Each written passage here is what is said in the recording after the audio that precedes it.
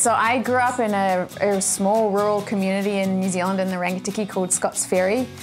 So my first primary school that I went to had about 30 students, just a really wonderful community. Victoria Ransom's life took a left turn out of Rangitikei when she won a scholarship to an international college in the US and subsequently to a US university. Upon graduating, she went to Wall Street. I actually was working for an investment bank right around the time of the dot-com boom.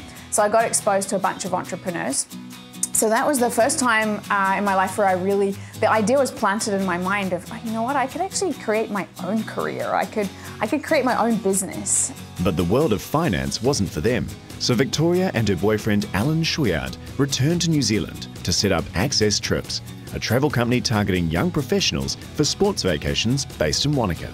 When they wanted to harness the growing power of social media to promote their business, they hired computer programmers to develop the software they couldn't find anywhere else. And really that was the genesis of what became a pretty hot industry of tools for helping businesses succeed with their social marketing. In order to meet the growing demand for their software, in 2008, Victoria and Alan set up software development company Wildfire. We launched the product in 2009. At that point, I was the salesperson, I was the customer service person, I was the marketing person. But we started to see some traction. And then basically at the beginning of 2010, we said, you know what, this thing is going to take off. Let's start hiring like crazy. So that's when we grew from 6 employees to 400 employees in 2.5 years. In 2012, Wildfire was acquired by Google for $450 million US. We got an email one Friday from Google saying, hey, do you want to meet with us next week? We said, sure. We met with them. They gave us a term sheet that was fantastic, but of course we couldn't look at each other. We had to act like we weren't interested. So it was kind of a funny moment where internally we're like, oh, this is amazing. It's Google and this is an incredible offer. But we had to act really nonchalant.